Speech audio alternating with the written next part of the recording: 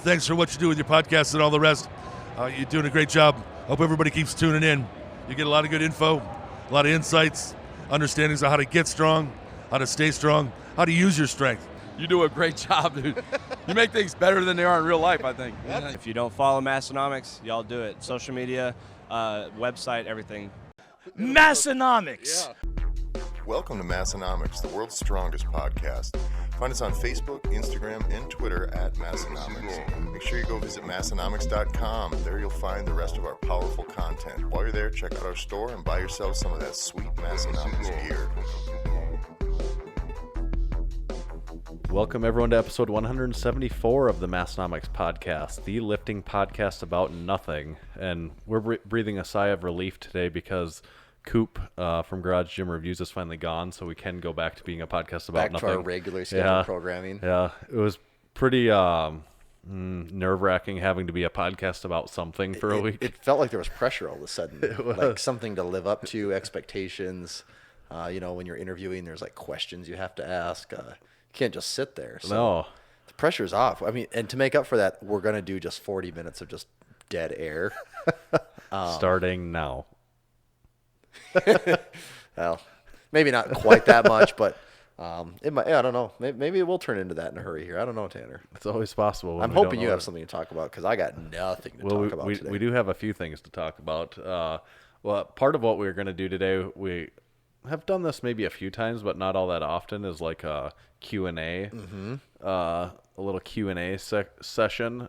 So we put that out on Instagram today to ask us some Qs so we could AM. And after having our interns go for hours to funnel down only the most pertinent questions, we finally have a list. We came up with them. Yes, we do have the list of very pertinent questions. Have they been screened to make sure that they only make us look good?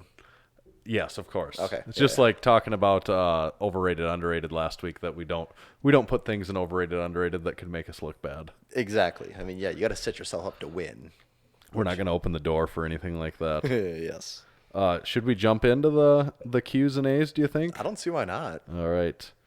Let me find this list that the intern did put together so expertly here. Okay. Here we go.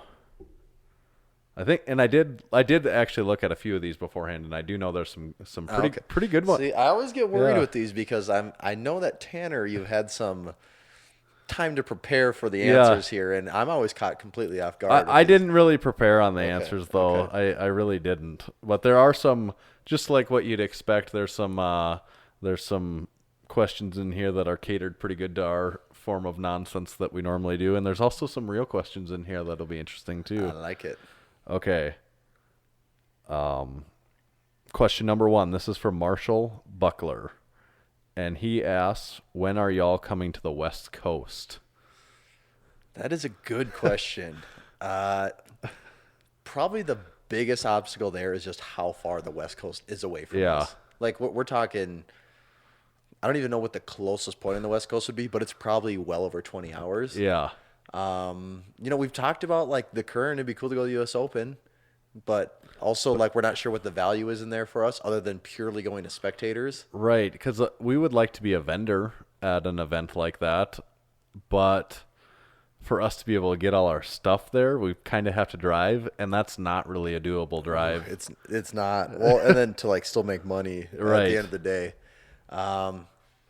So maybe, Marshall, if you can come up with a great idea for us to get there, maybe that's just the hump we need, is that really good motivation. We could go there if we're not being a vendor, it's not unreasonable that we could fly there for something, but if someone wants to sponsor a trip out there for us, we will gladly go. Yes. We can make that happen for sure. I personally have never been to the West Coast. Don't think I've ever been there. Some people say the West Coast is the best coast, Tanner. I'm not sure if you're familiar with that, but I have heard that before. I've been there a few times. Always been a blast. Yeah, so you've been to California a few times. I mean, when people say West Coast, are they just talking about California? Because you'd say like Pacific Northwest if you're talking about going to Seattle. I guess when I think West Coast, I always think California. Yeah. But technically, you have like Washington and kind of that area. But it Yeah. just doesn't seem like that. Doesn't seem like West Coast. California Yeah. just seems like West Coast. Right. Someone probably has a complaint about that. But yeah, you are right. The one is West Coast, and the other one's like Pacific Northwest. Yeah. There'd certainly be a lot of cool gyms to go to out there, and a lot of cool people that we could have the potential to podcast with. Yeah. But Yeah, that could be a good time. yeah. So yeah, if someone wants to sponsor our trip, we will gladly take applications that you are submitting to us. Yes. And we'll review the best ones. Maybe someone wants to sponsor a trip for us, like what Coop was doing for Exactly, Garage Gym I Reviews. know. And we can come review their squat racks for them. Or just, we can just talk in their general living area about things that we might not know about at all. That's probably what we're most suited for. We could do the live podcast tour that we've always talked about. Yes. That people have always clamored for. That maybe 10 people would ever see at one point. Yes. Okay, the next question. This is from Benson_Thor. And I don't know the context of this question. All the question is who wants it? Is that something? It's a very ambiguous question. yeah. I don't know, but boy, I don't know how to answer that. Is that a song or something? I don't think so. Okay, all right. I think there's some innuendo there. Okay. All right.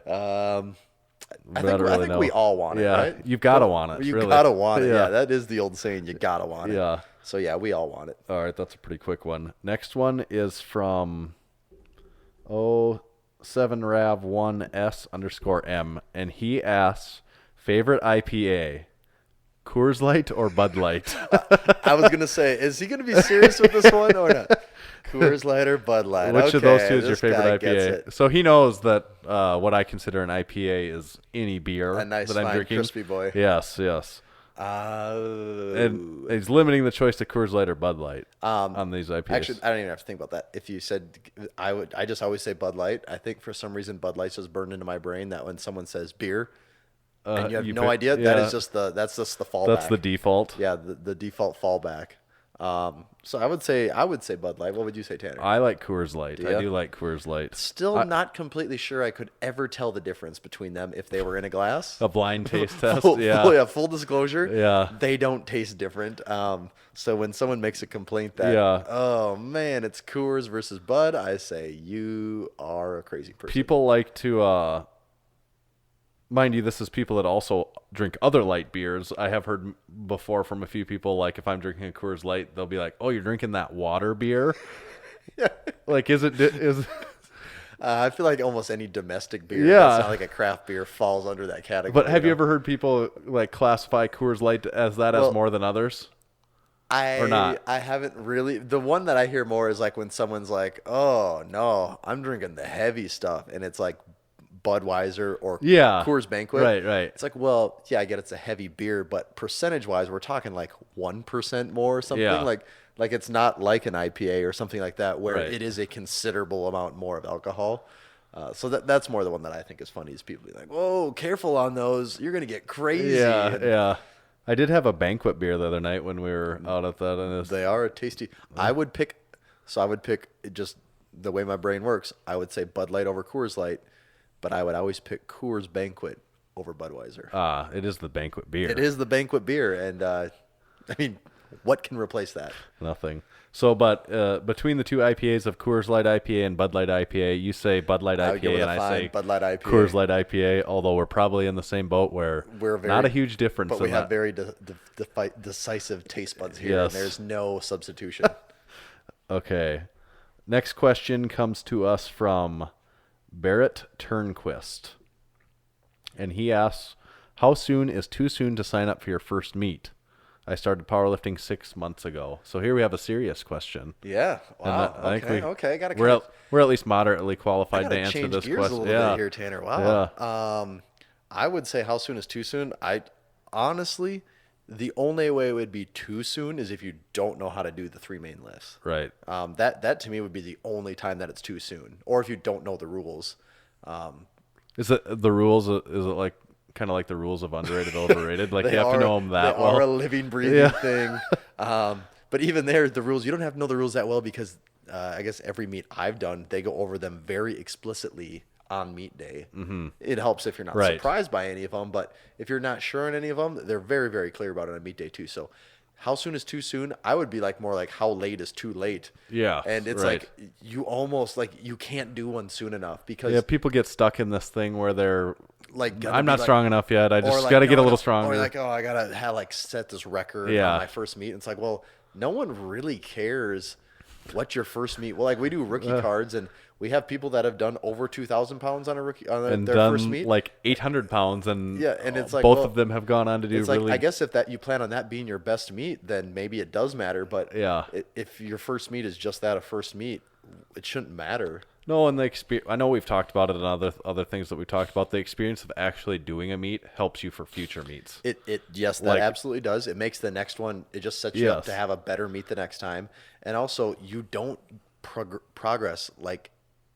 Yeah, you don't yes. have progression like you do when you're prepping for a meet. Right. Because it's much not the easier. same. It's much easier to make excuses or like to not grind out these tougher reps, Yep. or to just not make yourself accountable. But when there's that deadline on the calendar that it doesn't matter if you don't feel the best that day or just whatever's going on, it's there. You can't change it unless you're just not going to show up, and that's kind of dumb. But Right. yeah, I don't think you can do a meet like my first meet ever. I think I broke like 1,100 pounds. I think I did like 1105. Yep. And to me, I was like, okay, cool. Yeah. That was fine. What was And your first meet? Like, and then like the last meet, and I'm by no means an expert in this field, but then my last meet I did like 14, 15 or something. So Right. it's like, okay, still not a enormous total, but I put 300 pounds on my total over that course in the course of a few years. And like that wouldn't have happened if I was just always like, if I would have just waited for like, if your okay, very last meet you would have waited that to be your like, you know first what? Nope, meet. I'm just going to wait out 3 years. Yeah. I know I can get stronger. Like, well, even then, why is 14 good enough now? Like, what number is good enough in your head? Because it's some Right. weird arbitrary number anyways. And like, honestly, if we weren't talking about what I did my first meet, like someone asked me a week or two ago, don't know why I was talking about that, but if I didn't have my memory recently like refreshed, I would actually have to think hard about what it was, because Yeah. do you really remember your very first meet off the top of your head, your total? No, I don't Yeah. know for sure. Yeah, and I think that's how you want it to be. Like, why would Yeah. people Right. just wait way too long for things to be perfect, and you just need to jump and do it, because Yeah. that's when you like make progression and just get better. In 6 months, definitely is not too short of a time period. I don't know what Ryan is probably the best case of. Yeah. How long was he lifting your brother before he did that first meet? Probably about 6 months. Yeah. I mean, he had been going to the gym, but not doing like Not squatting like and a deadlifting. powerlifting split Yeah. by any means. Right. He was just kind of going and like, today's kind of like an arm and back day, and Yeah. like he was, and then just we were gonna do a meet. And he's like, okay, yeah, I'll do it. Yeah. And he just got out there, and now he's done what? He's also done 4 or 5. Yeah. Like, he's done quite a few after that, and Well, it's worth going and trying it to see how much to see if it's something that you're going to be super interested in anyways. You might go and do your first one and love it, and then like that might motivate you that much more to keep going. or you might also go and do it and be like, so this is the sport. Yeah, huh? and then you're like, oh, well, I'm not going to waste my time on that anymore. Like that could be a realistic outcome. And I would totally understand Yeah. both reactions. Yes. Like, so you're telling me the best people also compete with everyone else, like, and this is the crowd, huh? Like, Yeah. I would totally understand that reaction and be like, well, I'm gonna go somewhere where there's just more to it. Right. Like, I would get both. Yes. But yeah, so you can't do your first one soon enough. Get out there and do it. Yep. I would agree with that. Good question. That was a good question. Okay. Not a question is how this question starts. So kind of missing the rules so far, but Did we have a frequently asked questions section though for the Q&A? no, we don't have an That- FAQ see, for the We should have put that in Yeah. the slides so that people yeah, weren't so confused that they on know. the rules. They should have had to know that they have Well, to ask. we'll ask work the on that for question. the next one. We'll still allow it to slide, and this is from Kirch Side BP. He said, "Not a question, but I'll be a Massenomics athlete one day." I like that. Yeah, that's reach for the stars. Well, the worst that can next happen question, is it ever too soon to be a Massenomics athlete? Can you become a Massenomics athlete too soon? No, definitely not. I mean, look at James Strickland is a Massenomics athlete, and look at where he's gone now since he's become one. Yep. He did over a 2,100 pound Gym gym total the total other this day. week. And would he have done that without being a Massenomics athlete? It's really hard to say. Yeah. Really hard to say. I would lean towards no. He probably wouldn't have been able to. I would even go as far as to say, is like, would he have done that if he didn't string together weeks and weeks of first comment? Like, there could be some power in that too. Right. So again, there's just so many variables and unknowns here. We can't give a definitive answer, but Right. The Massenomics athlete status for sure did not hurt. That is a good goal to have, though, I think. Yeah, That's a good goal. I like it. I like to know that there's people out there that actually want That that. are striving. Yeah, for that. yeah. Absolutely. That's a good feeling. Okay, we've got another serious question here. At what point would you guys quit your jobs and do Massenomics full time? Well, it would first. That is a good question because we've actually never even talked about this before. So let's say for both of us to quit our jobs and both be doing Massenomics full time. It would have to make a lot of money because whereas with maybe a more traditional job, assuming some crazy economic factors don't take place, your job will be there year after year. Right. Whereas, like we know with this is it's somewhat entertainment, it's somewhat social media, it's somewhat content production. Yep. There could be some crazy expose in the powerlifting world that comes out next month on a Netflix documentary, and now everyone hates powerlifting and everything to do with it, and you just we don't know how long this will last. Right. We thought for sure when we started it that there's absolutely no way that the podcast will make it past 30 episodes. Right. We're at 170. Let alone once. Yeah. And we've had a ton of fun doing it, but the idea of like Massenomics being completely I just don't see that for me ever, especially with the type of work that I'm like, because I'm because you could always be doing it no matter what, you could always what would ever happen for me is like, because I run my own design business, and it just so happens that Massenomics, what I do with Massenomics is you do a lot of designing is what you do is a part of my the more realistic thing is, let's say Massenomics just absolutely blows up. Yeah.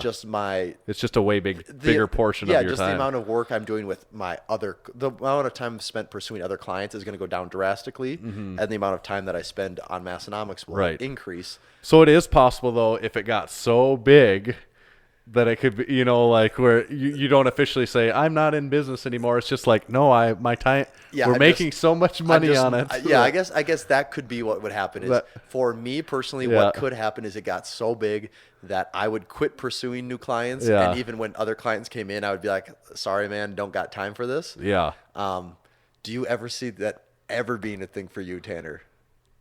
It would be no. I mean, like sitting here today, the answer would be no. But also, if you go back 3 years ago and would ask us, well, do you think you'll be selling the volume and dollar worth of apparel that we are right now? I also would have said no. I really don't see that. I really can't picture the road that leads us there. Yeah, that is the thing. There's just so many unknowns with it. And then it's like, there are companies out there where I know that's all, that are not that much different than us. Like the brothers that own 8 Man Strong, they don't have other jobs. I'm sure they just 8 Man Strong is their career. I think the bigger thing though is when you look at some of these companies, you'll find out that the people are maybe a little more diversified. And that even with it, you can have a booming business with this, but it's not their sole source of income. Like, I think those guys are pretty invested in real estate. Weren't they big into that prior to 8 Man? That's just one example, obviously. But I don't want to generalize, but typically if people are somewhat invested in real estate, it's making money for them. It's so these other things can become just like a bonus on top of that. Right. So it makes it much easier to take chances and just kind of play loose and hope for the best. Yep. Whereas all of a sudden, if we are relying on this as our source of income for our families and everything, that's the thing. The stress level goes way up.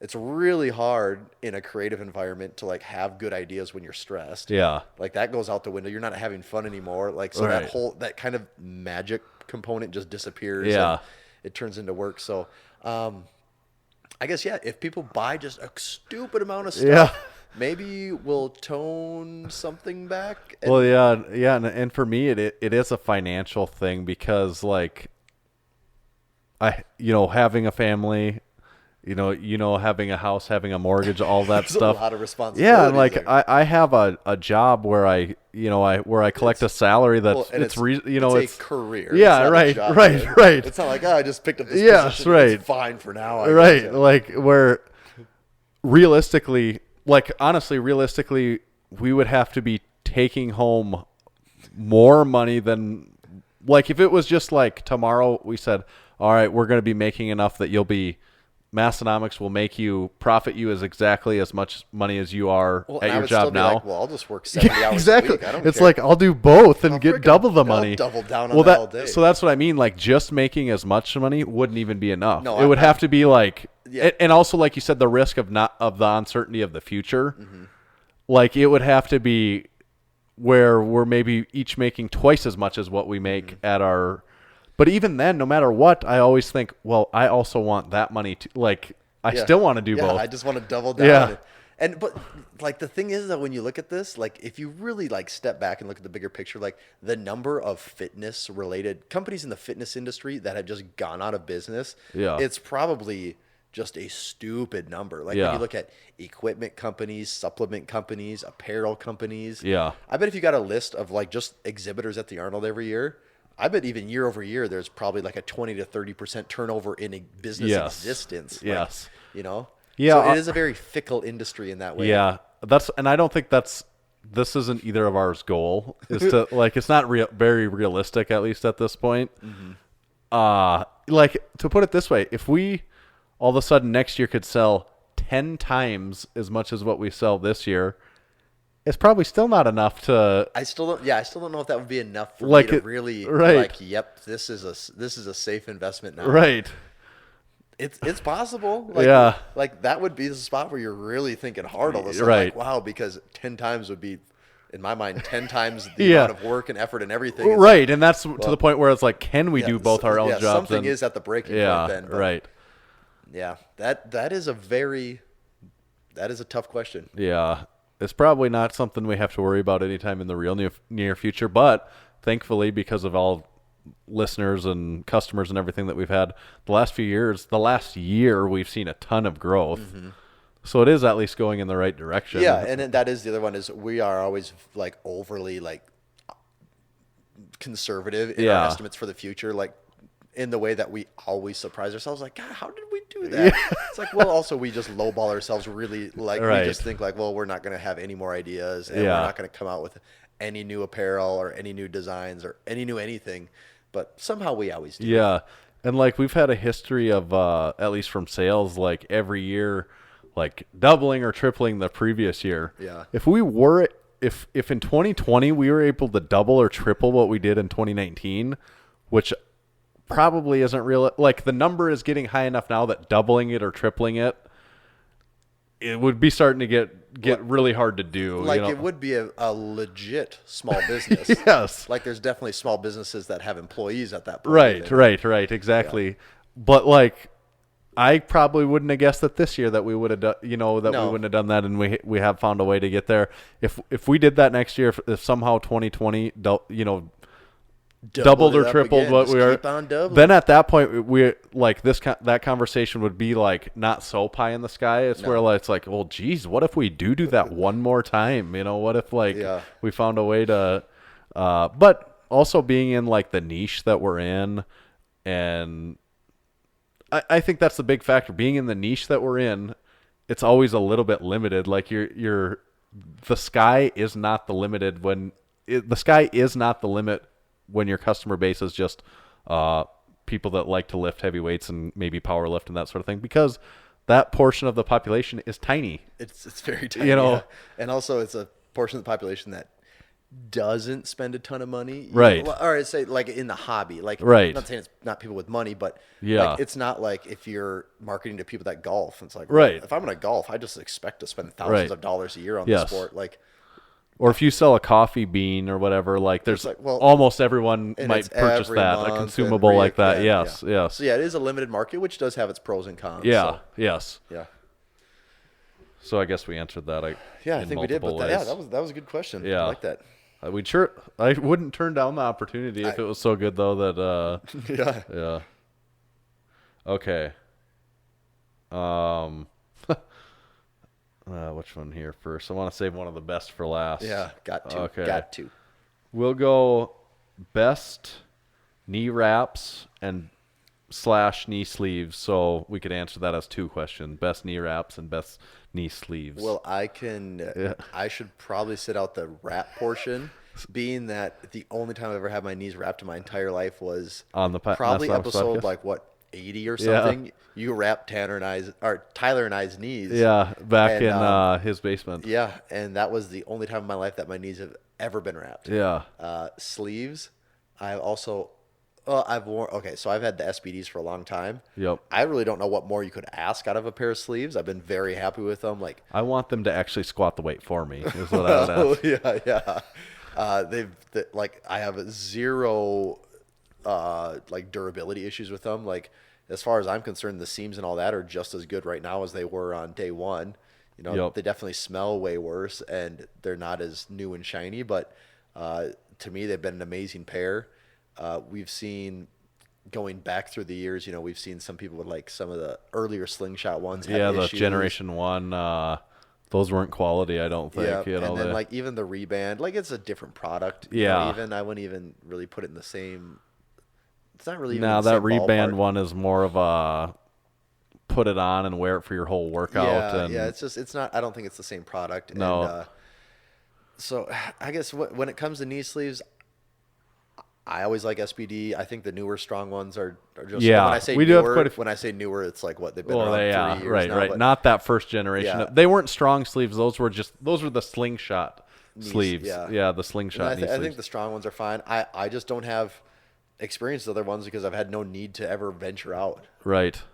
So your basic wraps, you say, Wraps, never worn them. I don't have. Like, so you've never done a squat before? I've never squatted with a pair of wraps on, and I've never used. I guess we've used like the Spud Ink. Yeah. But that's kind of a different product too. Like you're not going to wear that in a meet. Yeah. And so if someone is going to get knee sleeves, I would probably just recommend that you get ones that you can, wear in the meet. Yeah. Otherwise, you're going to drop probably 40 now, which isn't bad. But then at some point, another 70 to 90. Whatever they cost. Yeah, just do it once and just get it over with. And, Right. So SBD. Yeah. So I would just. I'm trying to think of what ones I've seen other guys in the what sleeves other guys in our gym have, and there's a ton of SBD knee sleeves, some of the strong sleeves, and there's like one pair of Reband sleeves that have been floating around that people have worn. Yep. There's Larry's got those Inzer ones that have like the Velcro that wrap. They're kind of almost more like a wrap, but that kind of is a different product too. Yeah, that's a little bit different too. It's kind of like emulating like a loose wrap is Yeah. really what that one's doing. And then I have a pair of the Spud Ink dual double ply knee sleeves, and those I can tell there is more compression on those than it's still nothing like a knee wrap. It's definitely not a knee wrap, but it does feel like more than your regular neoprene knee sleeve. So if you have the reason to want a little bit more out of a sleeve, and maybe if you're like a strongman competitor, I could see that. But if you're training to lift in a powerlifting meet where you're only going to be able to wear knee sleeves, I wouldn't want to depend on those dual ply knee sleeves too much and get too used to that. Yeah, because it is a different thing now. Right. But yeah, I guess I've had the same pair of SBD knee sleeves for like 5 years. I think I bought them in 2015 or maybe even 2014. So they kind of do suck now. Like which they should. Yeah, right. Yes, I've if I wore them to squat 1 to 2 times a week for 5 years, that's 400 or 250 some sessions. Right. So I guess personal experience, I could say the SBDs held up very well. Tanner, I think my math is still wrong. I think it's closer to 500 in some sessions. Yeah, and it depends on if I'm saying once or twice, but overall probably 1.5 times per week. Yeah, well, I can't do that. That's too much of math. It gets tricky. It's like converting to kilos. Just like that. So I would say SBD. Is there any other ones that in the gym? I mean, there's a lot of other companies that make them, but there's just SBD ones are so common. SBD and strong ones are both really common around there. They are, and they're allowed in the most places. Yeah. You do see other ones, but I don't know. I can't have If there's any input on it. manufacturers out there listening that want to send us some to try, we'll certainly try them out too. We'll give them the once over for sure. What I do like about the Spud Ink ones though that I always liked Those is handles on 'em. those are nice for putting them on. Yeah, that is really nice for putting on the sleeves. And I know like Tyler always had the elbow sleeves and he really liked, and those handles work really good for putting on the elbow sleeves too. Yeah, they did. They work perfect for it. Yeah. Even the taking off part too. Yeah, and I do have a pair of SBD elbow sleeves too that I like. Those are nice, high quality too. I can't imagine those ever needing to be replaced. Yeah, that's one especially. It's like how much your elbows go through that they Right. would need ever to be replaced. Right. On knee wraps, I have competed in 2 powerlifting meets where I've worn knee wraps, and for both of them, I wore the Slingshot record breaker wraps. They're formerly the Lillibridge record breaker the wraps. solid red Yeah, ones. they're all red. And for both meets, I probably wore the wraps in training either once or twice You're prior real to each meet. proficient in Yeah, how to- right. Once or twice prior to each meet just to know that I can actually get them on and perform a squat with them. But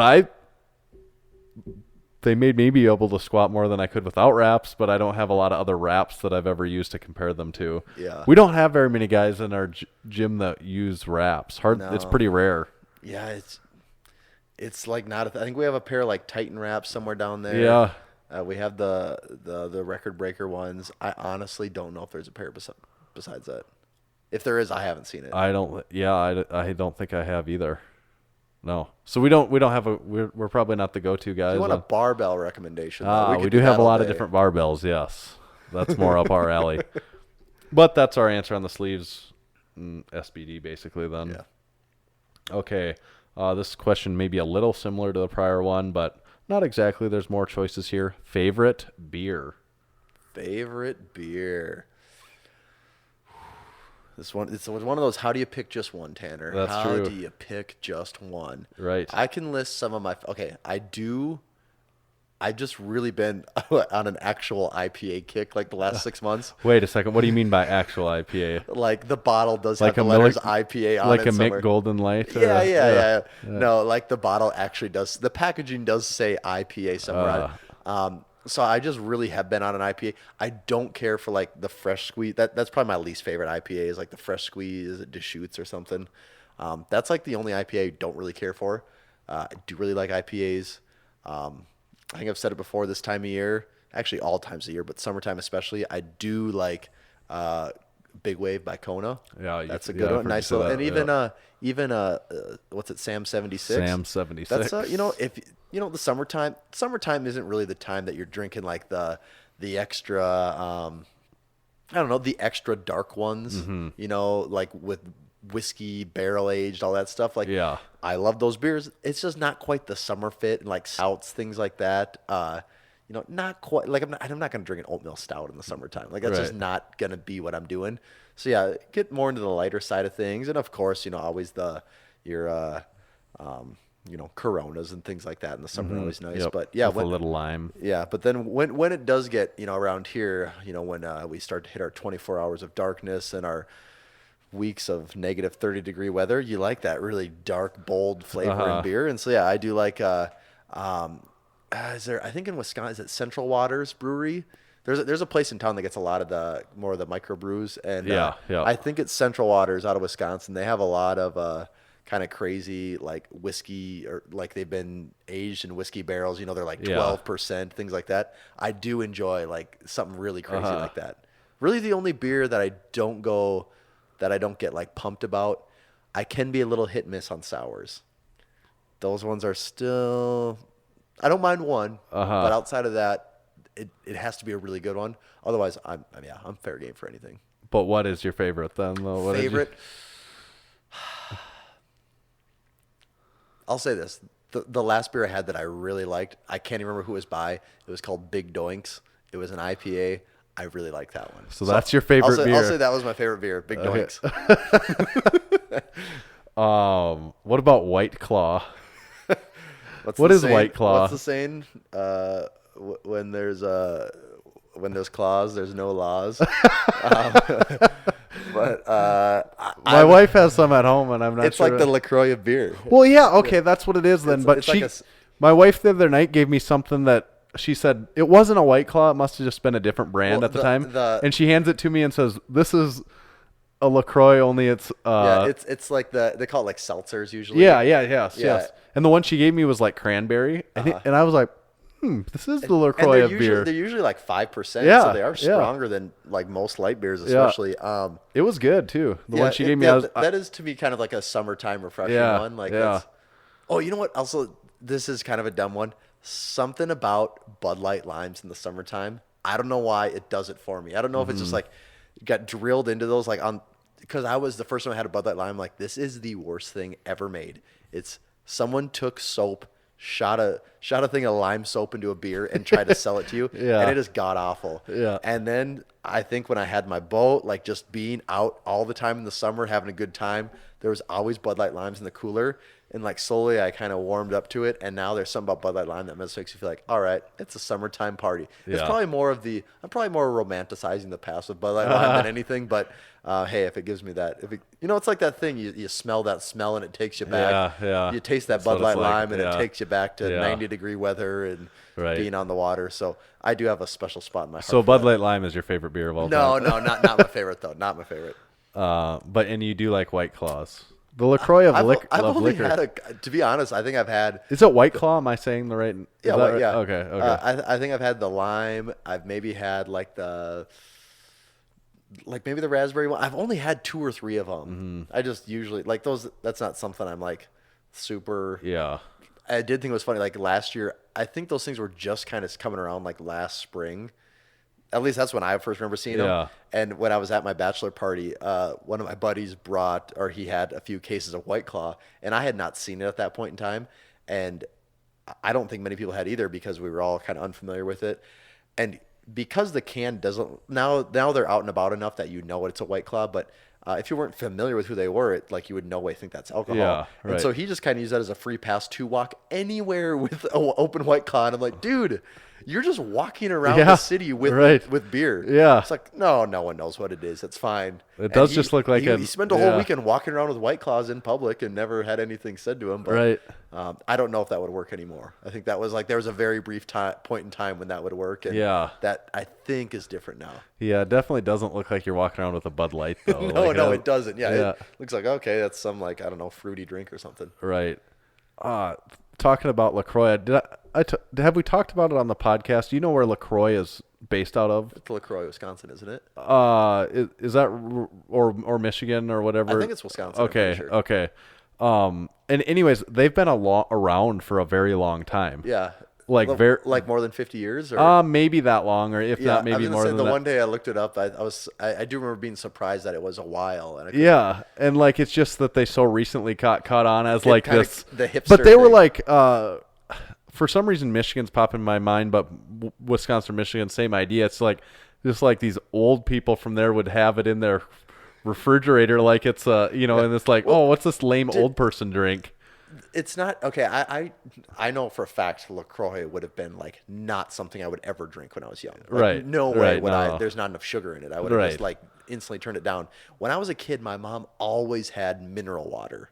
Do you remember mineral water when you were younger? I guess so. Like I wouldn't want to drink it. I don't even know what that I would be interested to go back and even try that now and have my taste allowed that to happen. That wouldn't taste absolutely disgusting. Yeah, would it still be the worst thing ever? I don't know. But yeah, I think there's kind of always been these drinks of they've just been around forever, and at some point in time they catch on. I don't know why. And then LaCroix became cool. Yeah, it's like we made the Massenomics podcast for such a long time. It's becoming cool now. Yeah, now it's finally super cool. Yeah. It was so cool to not like it. Yeah, and now it's cool to like it. So yeah, things come around. As far as my favorite beer. My favorite IPA at the moment is Sam 76. It is a good one. I had one today actually. Even I've been occasionally having, and I don't do this very often. Occasionally just having a beer. I have been occasionally having one of my new favorite IPAs, which is the Sam 76 Lager. Sometimes it's nice just to get a different flavor in the old suck hole there. Yeah, when we toured the Sam Adams Brewery we had a few different ones, and the 76 really stuck with me. Yeah, That I was it like, is- it I is a really good- like that. It is a refreshing. I Yeah. don't even know what they consider it. Do they just consider it a lager? I'm not. It even says sure. lager on it, Okay. but to me, it's an IPA. But Because I mean, it's a beer. yeah. Because why not? And I like to feel cool. Like if I'm going to be drinking a beer, I want Well, people yeah. to know that I'm a little bit cooler than your average. Well, yeah. I mean, a little more in the know, a little more Yeah, sophisticated. and the Sam 76 can is a little bit different than your It normal is. can. It does have a little bit more of a lip to it. Yep. The way it funnels the liquid in, it's a different experience. There's only one place in town I know that you can buy them though. Really? So yeah, it's pretty limited. So it's the and I'm concerned. What I'm worried about is that once like we get a few months down the road here and they're not going to have them anymore. Well, I only remember seeing it. I remember having it for the first time last summer, and then I didn't see it at all over the course. Well, of they the came winter. out with it in 1776, I think. Oh, so. yeah, so it's fought a long Yeah. road to be accepted in the way it is. But yeah, I don't remember seeing that thing in the winter at all. So it might even be a bit of a seasonal Yeah, one. I'm worried about that. Yeah, you might have to stock up. That's true. It could is kind just- of expensive though compared to some of my normal Well, IPAs. compared to a 30 rack of Stones, Yeah. I mean everything's yeah. expensive. But Well, that's a cheap IPA though. yeah, it is. They say that the Stones are just made from the bottom of the barrel of the other IPAs in the factory. Hey, I won't complain about it. Besides Sam 76, one of my other favorite IPAs is Michelob Golden Light. Yeah, you Actually, do like that. prior to my Sam And Adams if you brew don't live tour, in the Midwest, Mick Golden is probably a completely foreign set of words. yeah, it very well could be. That would be my next. What I like about Mick Golden is the bottle's clear, and it has ridges on it. It does. The cans used to have ridges those- too. Yeah. Do they not anymore? I think now it's just printed ridges. Oh, Yeah, that's they're not- lame. Yeah. Most people. Okay, so if That, you don't, if you so don't that's know, two of my favorite things about McGolden Light yeah, is the it's can, just the bottle's packaging, clear, which and that was like also the funny ridges. thing about the marketing about Coors Light forever. The marketing around Coors Light was the the wide technology wasn't in the it can. what? And it had like the little vent Well, thing. the venting, the technology in the can. I think at one point it had 2 vents. The mountains turned blue. It's like Yeah, so yeah. You're doing everything to talk about like this beverage, except for the part of enjoying the beverage. Right, It's just right. like it comes in a cooler package. Is really what they were marketing. But almost like if you're marketing Bud Light, Miller Light, Coors Light, any of those at this point, like the product Well, you- isn't any different than No, the you other just one. basically Like, have to develop skits around Yeah. it. Whatever skit is the funnier one. It's Yeah. like, well, that's the one that gets more talked about. And Right. like, that's what it is. have you seen those Budweiser frogs at all? Those are pretty funny. Yeah, when I was like 10. But yeah, when I was 10, they were awesome. What about when the guy was like, Or like when "Waza!" or like when they had that cool camel that would be a spokesman That for still cigarettes. makes me want to smoke. Oh man, just me chilling with Joe Camel as a 6-year-old. Did that ever seem cool to like? I know like that was the controversy, but it was like to me, it's like that's not cool, anyways. I don't remember being a kid and being like, "That camel's really cool." Like that's such a weird. Because I'm sure character. like it was a thing when we were kids. Oh, I'm yeah, sure, I you know. remember being like, I Yeah. remember seeing Joe Camel Yeah. in a gas station. Yeah. like pictures of like him, but with sunglasses on and like a popped leather like, jacket. Yes, Yeah. and but my whole thing is like the face of a camel is so weird. Like the way his like it just it's Yeah. such an odd mascot. And then to one like it's so funny to think of like now an actual company that sells a product to adults uses a cartoon camel to Right. like sell them. But- So what is the thing? Like they don't have the cartoonish camel anymore? well, Is I that think the I thing? think the idea there was that like those mascots are too appealing to children, Right, and so right. that's sucking them in. But yeah, now there's just like a more traditional camel. looks like a regular camel camel. on a like Realistic a set of camel. pyramids or Yeah, something. yeah. Yep. So that's our favorite beers. So yeah, What's your favorite cigarette? favorite cigarette? Man, I am not the person to ask there. I see. Well, it is funny though because Ryan started working at that gas station. Oh yeah. And he has said the number of cigarette varieties that exist will absolutely blow your mind. I would And have I'm a struggle sure- to name like I'm sure, I don't know. a few. Yeah, I'm just not a smoker, so Yeah. I don't know. Outside of like Camel and Marlboro, I don't even see anyone smoke cigarettes besides those two. So like the idea that could be 50 other brands just blows my mind. Yeah. And no, we will not be doing a cigarette style shirt anytime soon. Just not a market we care about at all. So. So sorry, smokers, you're just going to be stuck doing your own thing still. Have to look somewhere else. It is the idea of a cigarette parody shirt that does make me It laugh. actually does. It is kind of funny. Yeah. Because it is so like, really. This is where we're at now, huh? Yeah. It does make me laugh. Okay. I think we're down to maybe even the last good question for now. So. Okay. Well, we are kind of getting down there in time. All right. So timing is probably okay then. I saved a good one for last, though. This one may require a little bit of thought. That last one, maybe I haven't been saying who these are all from. That last one is Professor Steven, and I probably missed some of the other guys, so too bad for you. But the last one is from 80 and Company. And he said, one sandwich for the rest of your life. What would it be? And I assume that you only can have one. Maybe So it's the is- only thing you can eat, period. Well, but is this Or- the sandwich you're making, or are you ordering a sandwich from a store? I think you would be whatever. Just one. It just says one sandwich for the rest of your life. What would it be? To me, like let's say the parameters are. Do we want to say it's the only thing you ever get to eat in your life, No, or it's I just, think it's just the as only far as sandwich you can sandwiches order. goes, it's the only sandwich you I can think get. it's the only sandwich you can order. Okay, from a whether made or ordered, like whatever your perfect sandwich would be, knowing it's the only one you're not going to get to have any other kind of sandwich. Kind of. Do you know your answer, Tam? I'm kind of thinking. On this. I had to think a little bit. Do you want me to? Yeah, you go. First. Maybe your answer will make me think of some things that I'm not thinking about. But Okay, you go first, but you'll get a rebuttal after yes, I go. yeah, Okay. right. The first thing, well, I thought about it for a couple minutes. I'm not a Subway guy. I can eat Subway. In a pinch, it's fine. Yeah. I dislike Jimmy John's. You do, huh? I dislike Really? Jimmy John's. Okay. I do not like cold sandwiches. Okay. So Jimmy John's is 100% out the window for me.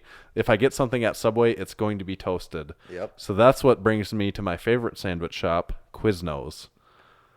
And Quiznos, I don't know why they disappear. Anywhere that I ever I knew don't there know was the a last time Quiznos. I saw The- Quiznos. You know the one place I get Quiznos almost every time I go by it? Where? The Minneapolis airport has one Do they? close. Theirs? Yeah, it's close. You know, our terminals to get to Aberdeen are way down that last. There is one in like there. F or whatever that terminal is. You go to, right before you get there. There's a Quiznos right there. Really? And I almost always get one right there. Wow. Because it's like one of the last surviving Quiznos in my It life. might be the last one in America. Right. Could do a Netflix show just on that thing. And I someone could correct me on the name, but I think it's like the classic Italian. You know, it's got pepperoni, you know, whatever kind of cheese you want, and then I like it with like pickles and black olives and banana peppers and lettuce and tomato, and then it's got like three different. I would say it's probably like pastrami, pepperoni, salami, something like that on there, and that toasted, and then they have a really good vinaigrette that goes love on that there. vinaigrette, Yeah, yeah. and a really well toasted Quiznos sub. I really like the toasted bread on a Quiznos sub. Yeah. They have people talk about how much they like the Jimmy John's bread, and to me the cold bread doesn't do it for me.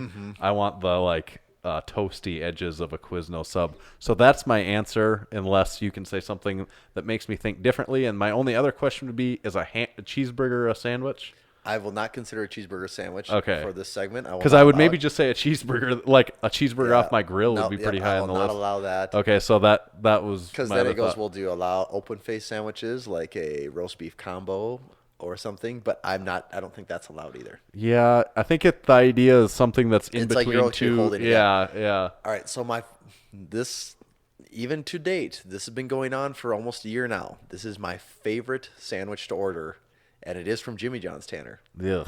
And they have a wheat sub now, and I really like their wheat sub. So is that the bread? When you say the wheat sub, or is that the sandwich? Well, so they have the white sub. Okay. Whatever they call that, Yeah. just white bread, in the That sub old, shape. that's old, cold, stale. Yeah. Which I don't mind that thing either. And then they used to have or they still do, I think, have just like sliced wheat bread. Like you can get wheat bread. Oh, bread, like not the. Like if you got a loaf Because the of bread. Quiznos is kind of like the Jimmy John's is kind of like a. When I say roll sub, I'm talking almost. like the foot long kind of baguette thing. Right. Yes. But then they also had wheat where it was like sliced, like a sliced Gotcha. loaf. Yeah. But now they have the wheat sub, it's like a 10-inch wheat Yeah. sub. So I get that, and it's the number 9, the Italian nightclub with peppers on it. They do the same thing. It's like there's some type of vinaigrette or something on there, and I don't even know. I think it's roast beef and something else. And to me, that thing just it is good. Does it pop? Yes, it does pop. And you gotta have the salt and vinegar chips. Gotta have those things. So The juxtaposition. it is that's my go-to sandwich. Will it be good for the rest of my life? I don't think I could complain about that. So yeah, I think I'll go with that one. I think I'll go with that one. My only other thing I'm thinking is I'm obviously I would say out of the people listening, apparently 80% would be in favor of what you said, just based on the fact I see Jimmy John's everywhere I go. Yeah, I see Quiznos nowhere. I've never, and that's the thing. Like, I don't know if you said go to a Quiznos, I don't even know where I would go. I would require like research to find one actually. But I've also like ran across a fair number of people that don't like Jimmy John's. Oh, you have? Yeah, okay. I've heard people say like, no, I hate their bread, won't do it. Yeah. But there are other options now. So if that's something you're into, there is the wheat sub, which I do enjoy. Maybe that would be. But if you want it toasted though, that's what gets me is the cold, because they don't have any hot options there, correct?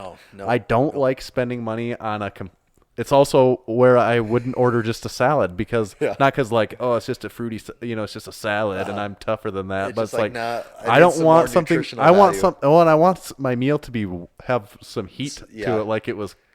Like I can do more of I'm of the same mentality, but I allow more of a pass for that in the summertime when it's hot out, where it's like, oh, it's 90 degrees outside.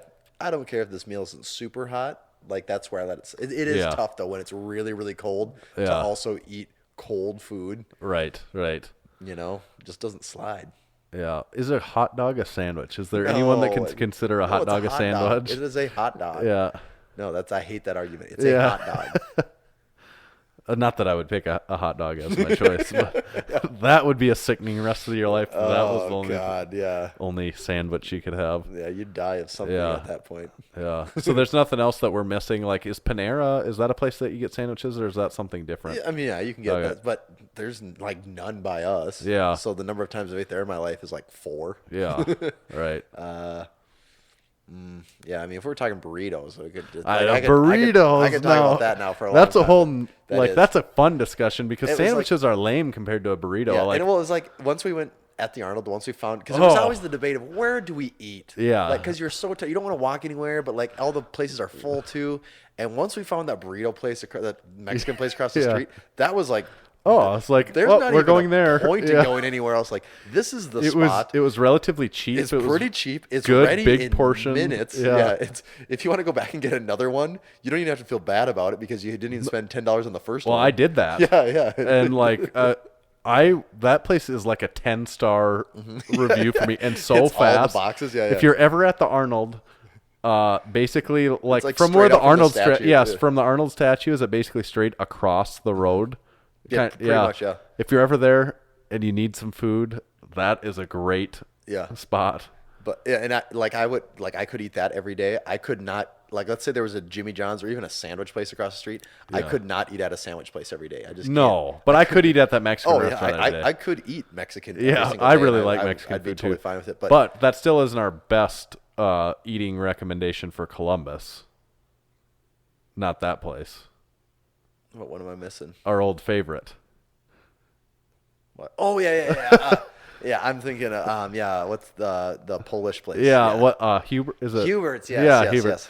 And we get to talk to him every year, and we tell him every year that we come here every year, and we always tell people about it, and he always is like, oh yeah. I picture like he's Polish, but like he's like Italian to me. Yeah. He's like, oh yes, we love you. Just an accent I know about. Yeah. Right. Yeah. But yeah, sandwich. That one was tricky, but burrito, I would really have to think long and hard about, like, if you had to do one burrito, like, what that would be. Yeah. So we don't have enough time. No, because that could be a whole episode. That might be episode 175. It's just what is our favorite burrito. That does wrap up our Q&A. Wow. For the week. So those were good questions. We'll probably do that again someday. It might be a little while here, but be on the lookout if you missed your opportunity for to ask a question you wanted on air. We will do that again someday through Instagram. And give you that opportunity. We did have a podcast review to read. Did we? Yes. Wow. So I wanted to make sure to get that. This one's been out there for a little while, and we haven't had so much to talk about on the lifting podcast about nothing that we haven't been able to get to this podcast review. Yeah. So I wanted to make sure we did that today because it was a good one. It was 5 out of 5 stars. The question is why, or the title is why, ? And this is from expat_commuter. And the review is, I'm overseas this summer and the back catalog has been a great way to get a taste of home. Then I got to the Spud Inc. episode where I heard about the Kai Green grapefruit video for the first time. I watched it. Now I don't know if I can go back to the U.S. and look my family in the eye. So do you remember that? I do. Remember, I think that was a long time ago. I think Tyler mentioned it, I believe. Yeah, because we've kind of had a few Spud Inc. episodes, Yep, and that must have been the first one where we maybe looked at the knee sleeves and stuff like that. Yeah, that would have been way back. Yeah. Now there's definitely going to be a bunch of people that Google Kai Green grapefruit Yeah. during this episode. Right, They right. definitely did hear all of that one, but yeah, wow, well, that's a good review. That is a good review. And he made the statement there that he's went back to the beginning and has been listening through the whole back catalog. I've heard that from multiple times, like this last couple weeks. We just had an order go through the other day. Someone Yeah. started on episode 1 and they're on like 86. Yeah. I'm like, damn, dude, like Yeah. that's. I think if that was like me, I think I would have just been like, well, I'll start around like 100 and work my way up from there. Right, Like, right. the people starting at 1 are crazy Yeah. to me. Like that's nuts. Yeah, and if you're doing that, maybe there's someone that's listening that just caught up live that's listening to 174 right now that just is like went through all the way up. It could be. God, that's awesome that the people do that. I just like that is just a lot of content to consume. That is. Like we're probably talking, because especially the ones that run over an hour, we're probably talking close to 200 plus hours at this point. Yeah. You know? And it's funny for those people, like if you've been a fan in real time ever since the beginning, you followed along real time and maybe you don't notice the changes and stuff like that as much. But if you just went back and are listening to all of them Just and like say like a burning through. year, Yeah, like you're listening to 4 years worth It of, probably is like, oh damn. it's like, that well, there's a stuff lot is of things different, but Yeah. you know, their company's different. The podcast is Their time spent about talking about training and like nutrition has like basically disappeared. yeah, didn't they used to have topics where What did they I sign up for Yeah. here? they lured me in with that stuff, and then I don't even know what it is they do talk about now. That was a good review though, and I would ask for more reviews. Oh, we always want more. Yeah, we do want more. We want to see that number go up because we think it's good, Yeah, right? it's absolutely good. We still have all 5 out of 5 star reviews, so let's keep that trend going. Give us a couple more, and we will read it on air. I did notice something else today, that the Open Powerlifting, they released their. Oh yeah. They did. They released Open Lifter? today. Yeah, That's pretty So cool. I think we've mentioned it several times Yeah. now, but I guess today was the official release. So does that mean that it's like available for download? Yeah, I mean, and it's Is it browser would you say based. So it's not okay, even really, yeah. You can download it, I believe, but really it's just meant to just run out of a browser window. Okay. And yeah, let's go on the website. There's a ton of work, and And you did some stuff helping. yeah, I it? helped with like the interface design of the program a little bit, and it's got some really cool features. You know, like the next loading thing where plate loaders can see what the next person coming up is, so they already know what plates to pull. And Yeah. you know, supposedly they've ran it at a bunch of meets, and supposedly it helps the meets run faster. And then also just the results are in a format that Open Powerlifting can just work with. So Yeah. you know, if you don't like waiting a long time to see meet results appear somehow online, maybe you know, tell a meet director to get on this, and Yeah. Open Powerlifting can run with it. And it's free. And it's free on top of that. Yeah. It's probably would you say it's safe to say it's the best thing out there as far as meat stuff? Maybe as far as just renting a meet, you Yeah. know,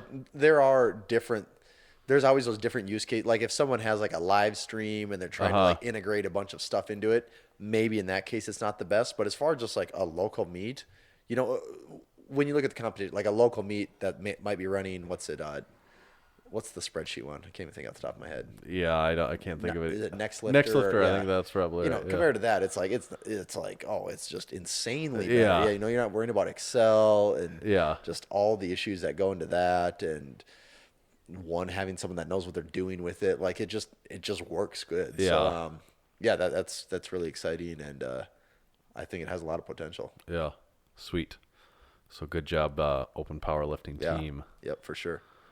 Do we have time for overrated, underrated today? We can. I mean, Okay. we're right at an hour here, Tanner. So We better do it. Okay. I mean, I wasn't sure if we were going to sneak it in there or not. how many episodes have we gone now with we haven't not had overrated, underrated for a long time. It has been a long time. You are right. It almost wouldn't be the podcast now if we didn't do overrated, It underrated. really wouldn't. I would say last episode we did spend a fair amount of time on the rules because we worked on that with Well, Coop quite a we bit. had a Coop was new- not understanding the No, rules. no. I mean, And it's not.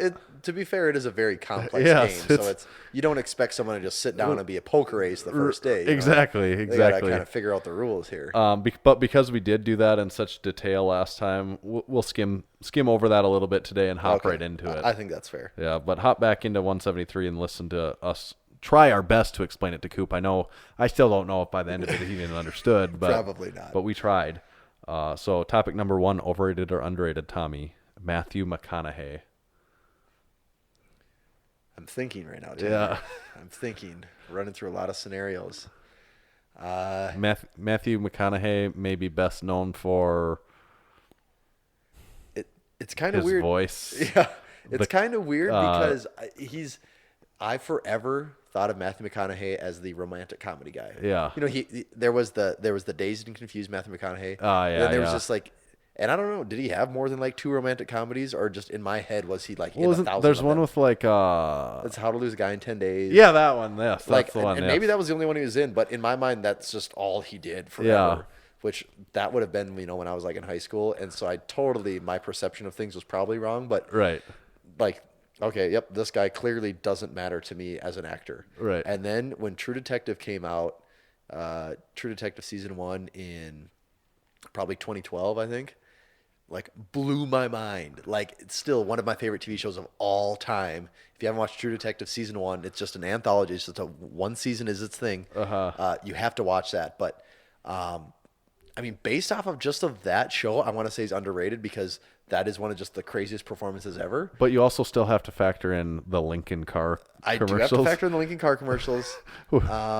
They're funny to me. Yeah, they're very out there. Yeah. Do you ever see like the photos of him just because he's always at like Texas sporting events?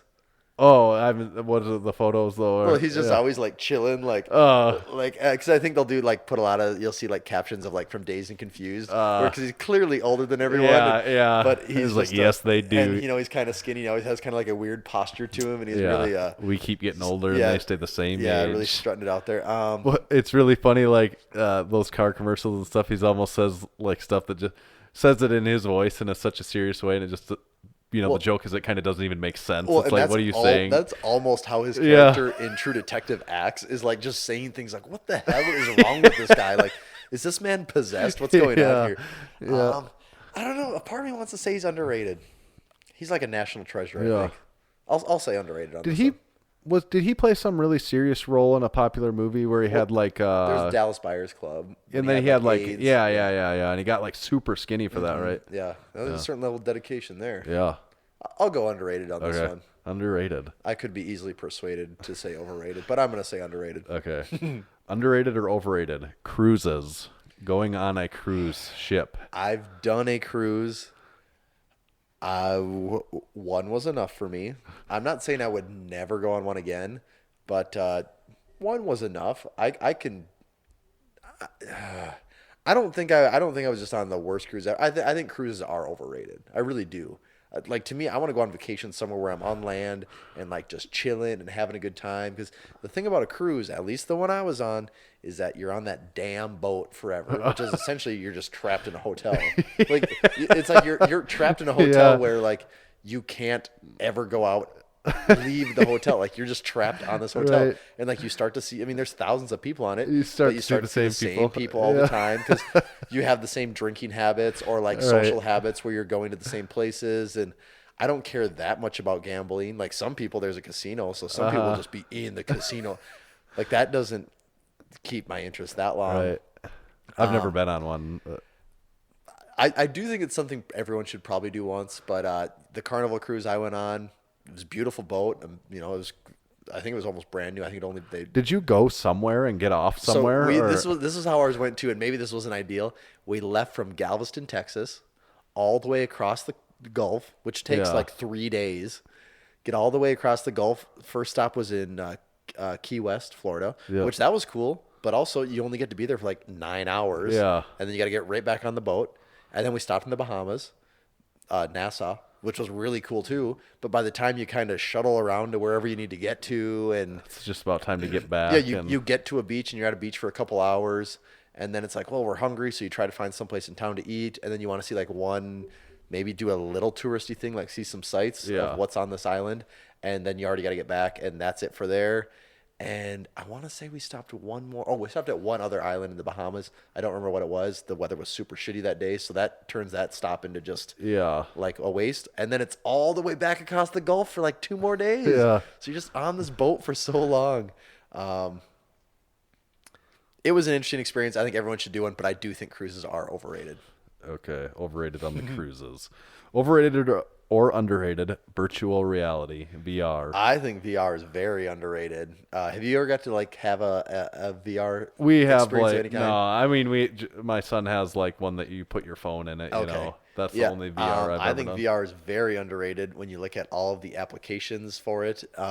It has, to me, it has been a little slow to take off because I remember, ow, the dog's here pawing at my foot. I remember when the PlayStation VR came out, like this is probably 4 years ago. Yeah. My roommate at the time had pre-ordered it and we were like so jacked for it. And it is a cool, when it's at its best, it's a really cool experience.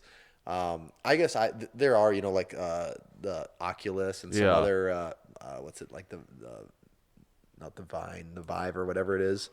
The HTC one. And there are a few different ones and I haven't got to try any of those. And I think those are even better, but, once you have like a good VR experience, it's really cool, like how immersive and crazy it is. And once you start to look at the potential for like training experiences to like put people like in real life situations, or like even just the way you can. I think this was a thing. Was it the NBA Finals had like a VR seat, and so you could just be like you're sitting watching the game, which that'd be kind of. I don't think I'd watch a whole game that way, but it would be cool to like just try that, know. And once you also start to look at like applications of like.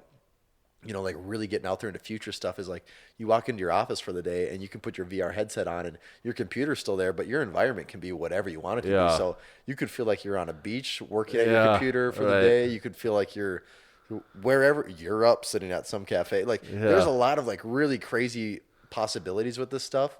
So I think VR is super underrated. Underrated.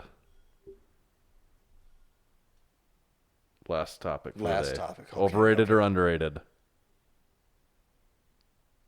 Skim milk.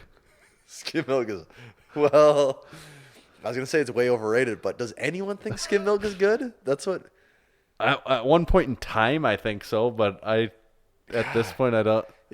I still think skim milk is overrated. Like the fact that it's still like commonly available thing makes it seem like there's enough people buying it. Like, and also, what is the difference in fat between skim and 2%? Is it really that much?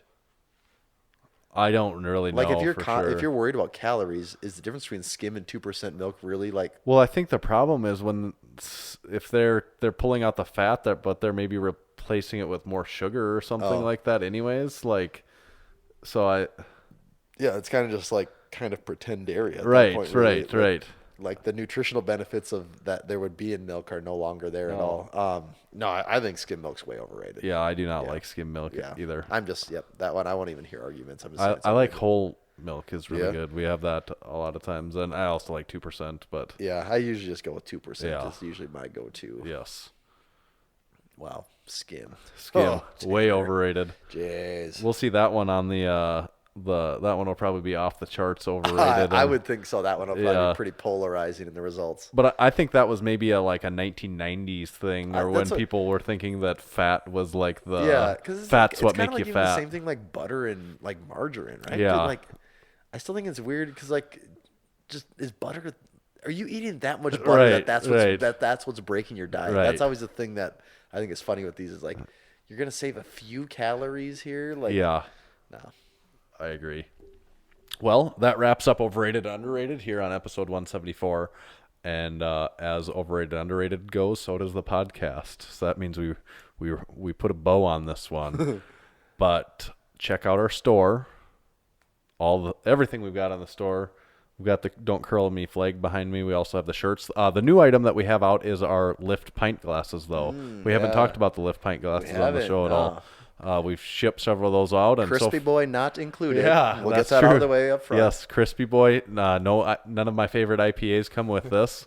But they are great to sip on. Yeah, though. you can buy them we're selling them in a 2-pack, so you can buy yourself a couple of those, and they are very nice glasses. Yep. They're quality pint glasses. Yep. With the Lift logo on them. So get you a couple of those. We've been shipping them out, and so far as I know, none of them have broken in shipping. So hopefully that stays. That's always a bonus. That was a baptism by fire once we had those, and then put them on the site, and then it was like, oh, well, how do we get these from here to there without shattering them into 1,000 pieces? Yep. And it seems to be working. So go there and get you some of those. Like us on Facebook. Subscribe to our YouTube channel. That number is still creeping up all the time. Yep, we'd like to see that. Yeah, and then most importantly, follow us on Instagram. Tommy, what do you got for a handle You can there? find me at Tomahawk_D. And you can follow the official Massenomics Instagram at Massenomics. See you next time. See ya. You just heard the Massenomics podcast. With your ears, you're welcome. Check us out on Facebook, find us on Instagram at Massenomics, and make sure you visit Massenomics.com and buy some of that sweet Massenomics gear. From your friends at Massenomics Studio, home of the world's strongest podcast, stay strong.